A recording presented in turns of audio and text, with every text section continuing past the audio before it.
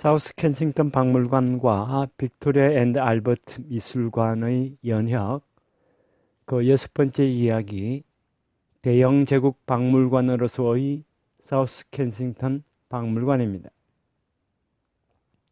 19세기 말부터 20세기에 걸친 박람회와 박물관에는 제국주의 색채가 강했습니다. 제국주의 시대의 박물관 박람회에서는 다른 나라의 유물이나 사람을 단지 소개하는 것이 아니라 제국으로서의 자국에 있어서의 그들의 의미를 전시했습니다. 관람객들도 자신들에게 있어서의 식민지의 의미를 포착했습니다. 사우스 켄싱턴 박물관과 같은 경우에는 전시는 객관성 있는 소개라기보다도 제국주의 메시지였고 이데올로기 표출이었습니다. 사우스 켄싱턴 박물관과 빅토리아 앤드 알버트 미술관 그리고 관련하는 박람회에 대해서 이 점을 짚어보고자 합니다. 사우스 켄싱턴 박물관은 컬렉션에 인도, 동남아시아, 중국, 일본, 중동의 유물이 더해지면서 대영 제국 그 자체를 보여주는 박물관이 되었습니다. 이 박물관의 초기에는 먼저 30년 이상 된 식민지로부터 오는 원재료의 전시에 중점을 두었고 자유무역이 강조되었습니다. 이 점에서 사우스 켄싱턴 박물관은 1851년 만국 박람회와 그야말로 축을 같이 했습니다. 게다가 인도는 영국 공업 제품 시장으로서 중요한 위치를 차지했습니다. 1851년 만국 박람회에서는 식민지와 인도의 전시가 중점의 하나였습니다. 인도 전시실에서는 종속국인 인도의 토호들이 바친 진상품이 전시되었는데 코끼리 등 위에 얹는 의자가 눈길을 끌었습니다. 콜은 인도에서 가져온 전시품은 장식 공예의 견본이 된다고 하면서 이들을 제조공업 박물관을 위해서 구입했습니다. 사우스 켄싱턴 박물관의 건축 디자인실 입구에는 인도의 산치문 복제품이 놓여졌습니다. 이러한 구미 이외의 유물은 1857년 6펜서인 적합한 가이드북에도 실려 있습니다. 이들 전시품은 다른 나라의 유물임과 동시에 대영 제국의 것이었습니다. 사우스 켄싱턴 박물관을 관람하는 민중은 여기서 세계 각지의 식민지를 가진 대영 제국을 실감하게 되었습니다. 계속되는 식민지 전쟁 때마다 확대한 제국 영토의 유물이 전시에 더해졌습니다. 이러한 전시에서는 영국인에 대한 인도인 외 피식민지인의 인종과 문화에 있어서의 열등은 자명한 것이었습니다. 유물뿐만 아니라 식민지의 다수 인종이 인체 모형으로서 전시되었습니다.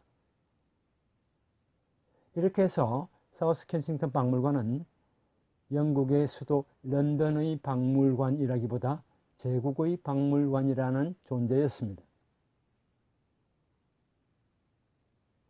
문헌자료 창고를 아카이브라 하는데 사우스 켄싱턴 박물관은 대영 제국과 식민지의 3차원 자료, 즉 실물 아카이브였습니다. 사우스 켄싱턴 박물관 이외에 제국 박물관으로서는 동인도 회사의 컬렉션을 이어받아 1861년부터 공개한 인도 박물관이 런던에 있었습니다. 화면 속 그림은 그 전신인 인도 회사 박물관입니다. 만국 박람회에서는 1880년대 이후 제국과 식민지의 전시가 늘어났습니다. 1886년에는 식민지와 인도 박람회가 사우스 켄싱턴에서 개최되었는데 550만 명의 관객이 모였습니다. 화면 속 그림을 참조해 주시기 바랍니다.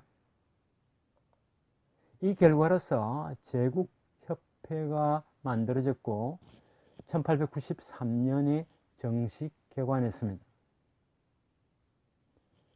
사우스 켄싱턴 박물관을 비롯해서 이들 박물관 박람회에 의해 민중 제국주의 (Popular Imperialism)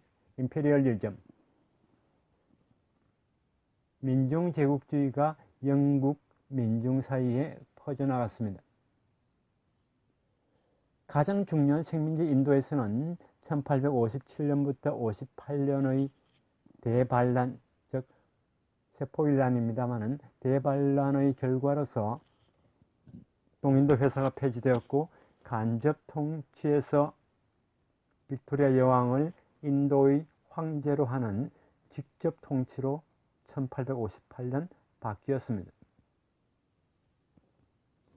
영국은 자유무역을 취지로 하는 비공식 제국주의 노선을 취하고 있었지만 19세기에는 영국의 패권에 대한 여러 나라들로부터의 도전으로 인해서 군사력 사용을 전면에 내세우는 공식 제국주의로 전환하게 됩니다.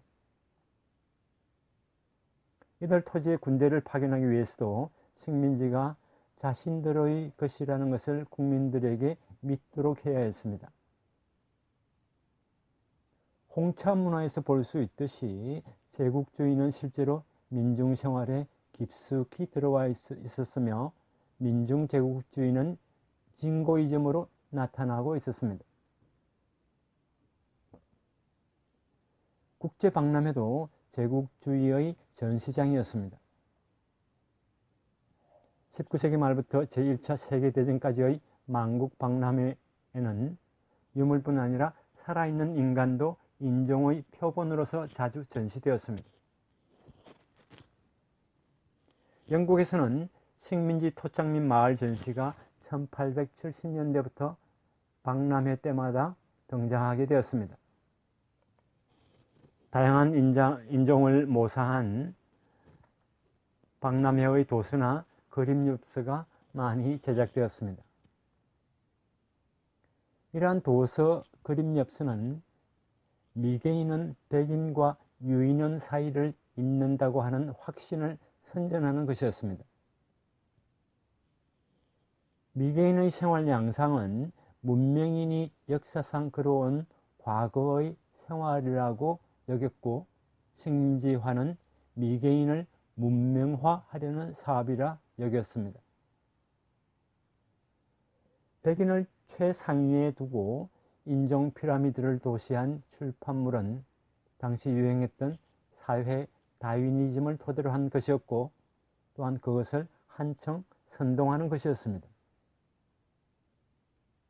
이렇게 해서 인종 진화와 문명 진보를 이중으로 보여주면서 백인에 의한 식민지화와 제국주의의 정당성을 주장했습니다. 앞에서 이야기한 식민지와 인도 박람회의 자극을 받아 1889년 파리 만국 박람회에서는 식민지 토착민의 마을을 이슬하여 전시했습니다. 이것은 인류학 연구가 파리에서 성행한 것의 반영이기도 했습니다. 이러한 종류의 학으로서 인류학, 민족학이 형성되었습니다. 인종전시가 가장 많았던 것은 1893년 콜럼버스 기념 시카고 세계 박람회였습니다. 화면 속 그림을 참조해 주시기 바랍니다. 1870년대부터 20세기에 걸쳐서 인류학, 민족학이 독립된 학문 분야로서 인정받게 되었고 인류학 박물관이나 민족학 박물관이 만들어지기 시작했습니다. 인류학 민족학, 인류학 박물관, 민족학 박물관은 제국주의 시대의 산물이었습니다.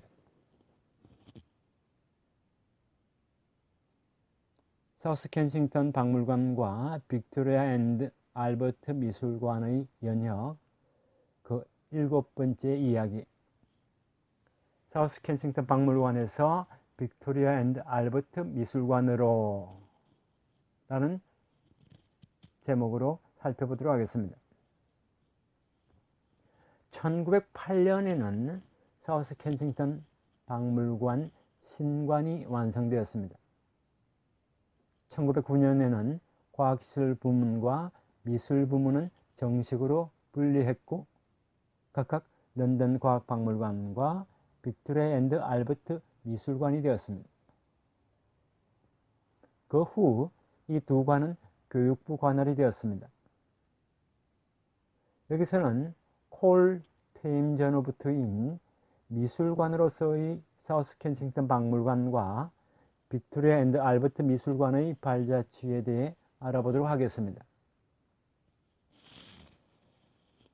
사우스 켄싱턴 박물관의 독재자 콜의 퇴임 이전에는 그의 세력의 한계가 보였고 박물관에 위기가 찾아왔습니다. 1873년 무렵에는 사우스 켄싱턴 박물관을 대형 박물관 평의회 관할로 옮긴다는 논의가 있었지만 콜은 앞에서 이야기한 1874년 강연 내용처럼 논쟁을 펼쳐서 변화를 저지했습니다.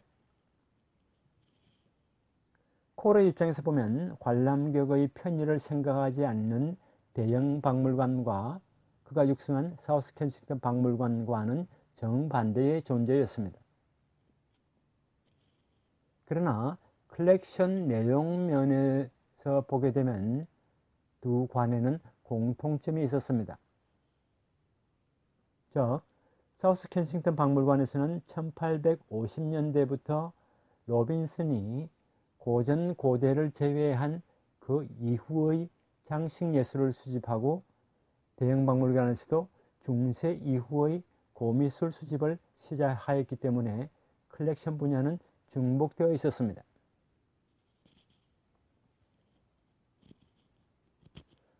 화면 속 그림에서 보시는 대형 박물관 관장인 파니치는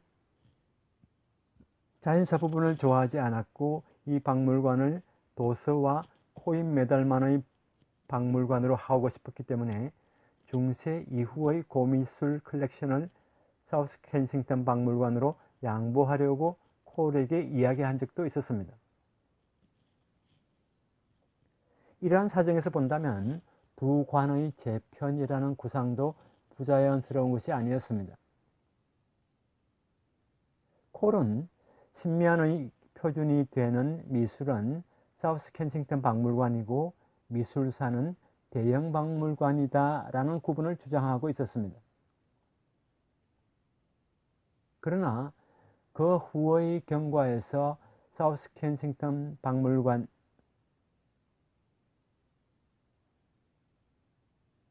즉 빅토리아 앤드 알버트 미술관은 미술사를 다루는 보통 미술관에 가깝게 다가갔습니다.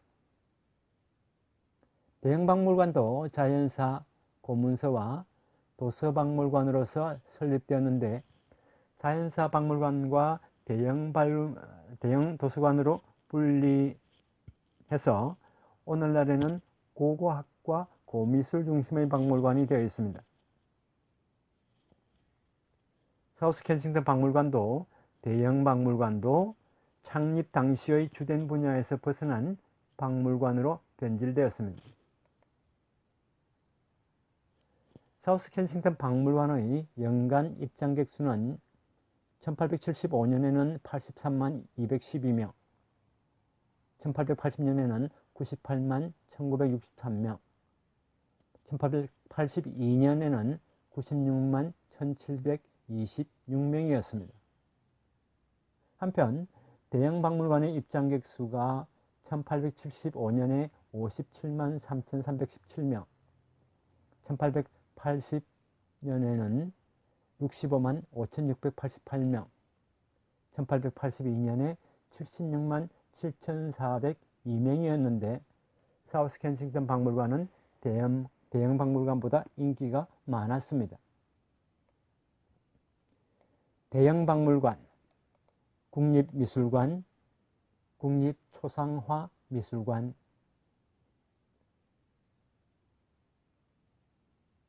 데이트 갤러리는 각각 이사회가 있는 특수법인으로서 설립된 데 비해서 사우스 켄싱턴 박물관은 정부 직할이었습니다. 이것도 사우스 켄싱턴 박물관이 컬렉션을 토대로 완성된 박물관이 아니라 교육을 위해 의도적으로 만들어진 박물관이었기 때문입니다. 사우스 켄싱턴 박물관은 공예미술관으로서 시작되었지만 순수 미술의 보통 미술관에 가까이 다가왔습니다. 이 궤적을 좀 더 살펴보도록 하겠습니다. 보통 미술관이란 걸작을 전시하는 박물관입니다. 미술 걸작은 그 자체가 보는 이에게 호소하는 매력이 있습니다. 순수 미술의 미는 보편적이라고 여겼습니다. 따라서 미술의 걸작 전시에는 과기술의 표본과 같은 자세한 설명이 필요 없습니다. 이에 비해서 공예 기법을 가르치는 박물관이라면 설명용의 미술품을 전시하고 이 전시품은 걸작일 필요가 없습니다. 보통 미술관에서는 미술사를 축으로 분류와 수집을 실시합니다. 창립자 콜은 감정가나 수집가뿐 아니라 제조업체를 포함한 보통 사람까지 더해서 모든 국민을 향해서 이야기하는 박물관으로서 이 박물관을 만들었습니다.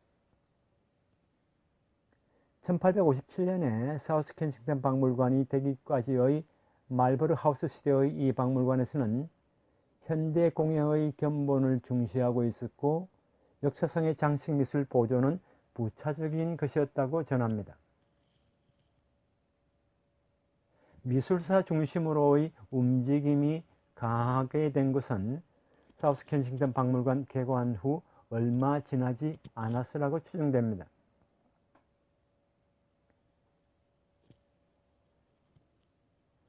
미술품 걸작을 수집하기 위해서는 오랜 시간을 거쳐서 평가를 받은 것을 선택할 필요가 있습니다. 그때마다의 현대 공예를 따라가는 것은 이 방법으로는 불가능합니다. 1862년에 이미 외부 평론가들은 사우스 켄싱턴 박물관은 보통 미술관으로 변신 중에 있다고 했습니다. 게다가 1880년대와 1890년대에는 일반 국민이나 공예 부분 장인보다도 수집가나 감정가를 상대로 하는 경향이 사우스 켄싱턴 박물관에서는 강해졌습니다. 사우스 켄싱턴 박물관의 미술 부분의 기본 자체는 매우 이런 시기부터 서서히 변화하기 시작했습니다.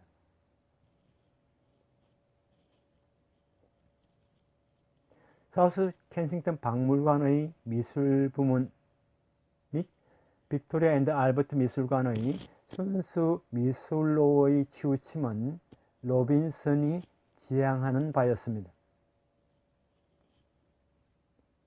미술 전문가인 그는 자신의 상사 콜에게 반항해서 1863년에 퇴임을 하게 됩니다. 로빈슨의 사우스 켄싱턴 박물관 비판에 대해 알아보도록 하겠습니다. 로빈슨은 처음에 건축가로서 배웠습니다. 콜도 로빈슨도 개성이 강한 사람이었지만 콜은 행정가이고 미술을 직업으로 삼지 않았으며 로빈슨은 뛰어난 미술 감정가였습니다. 로빈슨은 중세와 르네상스의 장식 미술에 열심이었고 근대 공예품 수집에는 관심이 적었습니다. 사우스 켄싱턴 박물관의 미술품 수집에 대해서 두 사람의 견해는 정반대에 가까웠습니다.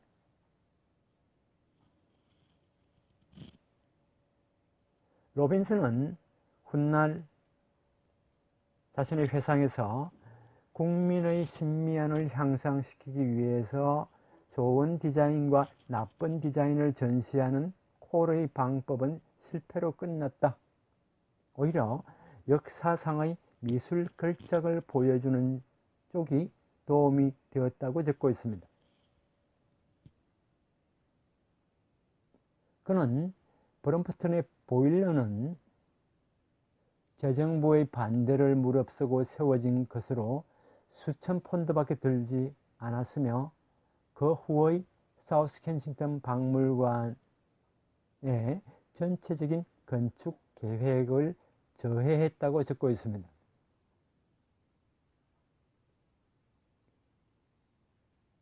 식품 컬렉션 외에 1851년 만국 박람회에서 가져온 컬렉션, 수차례의 파리 만국 박람회에서 구입한 현대 공예품, 책상, 체조기구, 교과서 등 교육 컬렉션 등에 대해서 그는 박물관 발전에 방해가 되는 잡동산이라고 말했습니다.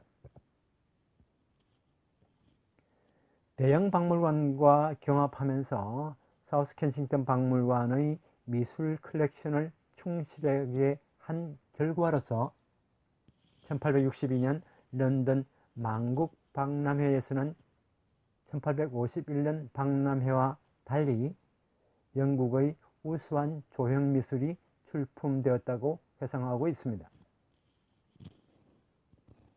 로빈슨의 회상록에는 자신의 정당화를 도모하는 표현이 있다고 하더라도 미술관으로서 사우스 켄싱턴 박물관을 보는 입장에서 보면 타당한 점이 많습니다. 콜이 정한 기본이 무너진 것은 그가 미술관에 대해서 결국 결정적인 견해를 가지고 있지 않았기 때문입니다. 그에게는 미술 소양은 있었지만 미술 전문가로서는 로빈슨에 비해 많이 떨어졌습니다. 콜은 개혁자였지 박물관 사람이 아니었습니다. 미술학교, 박람회 등 여러 가지 일로 분주했던 콜은 수집을 비롯한 박물관 실무의 모든 것을 스스로 지휘할 수 없었습니다. 콜에게 있어서는 사우스 켄싱턴 박물관이라는 사회 개혁의 도구를 설립한 것이 중요했고 그 미술 컬렉션 내용은 부차적인 것이었습니다. 미술품 걸작을 가장 가난한 사람에게도 볼 수 있도록 해야 한다는 그의 담론은 양면적입니다. 걸작과 최빈곤층, 어느 쪽에 중점을 두느냐에 따라 해석은 달라질 것입니다. 콜 자신은 최빈곤층에 중점을 두었겠지만 순수 미술파에게 있어서 걸작은 노선 변경의 구실이 되었을 것입니다.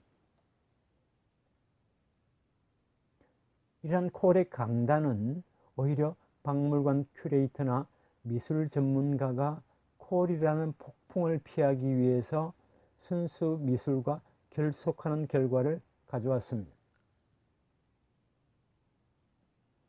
사우스 켄싱턴 박물관은 그 존의가 확정되고 박물관 직원들에게 의해서 운영되게 된 후에는 순수 미술 노선을 밟았습니다. 이것은 미술관 및 큐레이터가 미술품 글자 컬렉션에 집착하는 한 국민교육을 위한다는 공공박물관의 목적에서 벗어나는 사례라 할 수 있습니다. 사우스 켄싱턴 박물관과 빅토리아 앤드 알버트 미술관의 연혁 마지막 8번째 소주제입니다. 현대까지의 빅토리아 앤드 알버트 미술관입니다. 빅토리아 앤드 알버트 미술관이 된 다음인 1909년부터 1924년까지 관장을 지낸 스미스는 미술관 활동의 혁신을 도모했습니다. 전문적인 지식을 외부 전문가에게 구하는 방식을 그만두고 직원을 전문가로 채용하게 되었습니다. 스미스는 큐레이터들에게 연구를 장려했고 또한 영국 박물관 협회나 박물관에 관한 국제 활동에 열심이었습니다. 현대공예 디자인 컬렉션이나 재료별 전시 분류를 실시하면서 미술사가 중심이라는 사실이 거의 이 시기에 정착했다고 생각합니다. 그러나 현대미술 수집에 대한 주력 정도, 대출장부의 활동 등을 둘러싸고 빅토리아 앤드 알버트 미술관의 방침은 항상 흔들리고 있었습니다. 제1차 세계대전 후에는 입장객이 급증했습니다. 공예 관계자가 아닌 일반 관람객이 늘어났고 공업 디자인을 위한 박물관이라는 성격은 희미해졌습니다. 미술 수집가, 감정가, 딜러를 위한 박물관이라는 성격이 강했고 수집가 양성학교라는 평가를 받기에 이르렀습니다. 제2차 세계대전 후에는 미술품 걸작은 양식들로 전시하고 그 이외의 표본은 기존의 재료별 분류로 전시하도록 개혁을 단행했습니다. 소재별 분류는 공예 표본에는 적합하더라도 미술품에는 적합하지 않았습니다. 이렇게 해서 1909년 이래의 분류에 관한 문제의 답이 나오게 되었습니다. 1920년대 이후의 표본 구입 펀드가 1975년부터 설립되었고 근대 공예 수집에도 힘을 쏟게 되었습니다. 1980년대부터 보수당 대처정권 때에 박물관 입장의 유료화, 독립채산제가 시작되었습니다. 1984년에는 런던 국립박물관의 유료화가 시작되었습니다. 영국의 박물관 업계에서는 유료화에 반대를 했습니다. 국민교육을 위한 문화시설이 유료로 할 필요가 없고 독립채산제로 하게 되면 입장객 동원 능력이 있는 특별전에 의존하게 되고 박물관 본래의 수집, 보존, 전시가 쇠퇴하기 때문입니다. 유료화를 하게 되면 관객은 줄고 입장료 징수에 필요한 경비도 적지 않기 때문에 이러한 것들을 빼고 나면 남는 것도 별로 없습니다. 유료화로 인해 박물관은 축소될 가능성이 있습니다. 박물관에는 사회의 비교적 상층 사람들밖에 오지 않았는데 현대 박물관에는 지금까지 오지 않았던 사람들을 관람객으로서 오게 할 필요가 있습니다. 유료화는 역으로 그들을 한층 멀어지게 할 가능성이 있기 때문에 박물관 업계의 반대는 필연적이었습니다. 1998년까지의 입장객 수를 런던 과학박물관과 간단하게 비교해 보겠습니다. 1909년에 두 관이 분리되면서 1928년까지 빅토리아 앤드 알버트 미술관의 연간 입장객 수는 최소치가 56만 명, 1914년입니다. 56만 명이고 대체적으로 런던 과학박물관의 1.5배에서 2배였습니다. 1921년에는 처음 100만 명을 넘었습니다. 128만 명입니다. 이후 1927년까지 거의 매년 100만 명대를 유지했지만 이후 1961년까지는 거의 매년 100만 명대를 밑돌았습니다. 1962년부터는 거의 매년 100만 명을 넘었습니다. 1977년에 최대인 196만 명을 기록한 이후 연간 입장객 수는 조금씩 감소하고 있는 경향이 있습니다. 1987년에 100만 명대를 밑돌았고 정확하게는 91만 6,476명입니다. 1990년까지 이러한 경향이 계속 이어졌던 것은 입장 유료화의 영향이었습니다. 런던 과학박물관은 1929년 처음으로 입장객이 100만 명을 돌파했고 이후 제2차 세계대전 시기를 제외하고 점차 증가 추세에 있었습니다. 빅토리아 앤드 알버트 미술관보다도 많습니다. 1998년 수치는 빅토리아 앤드 알버트 미술관이 115만 명, 런던 과학박물관이 150만 명이었습니다. 이상으로 사우스 켄싱턴 박물관과 빅토리아 앤드 알버트 미술관의 연획에 대해서 총 8가지 소주제로 나누어 살펴봤습니다.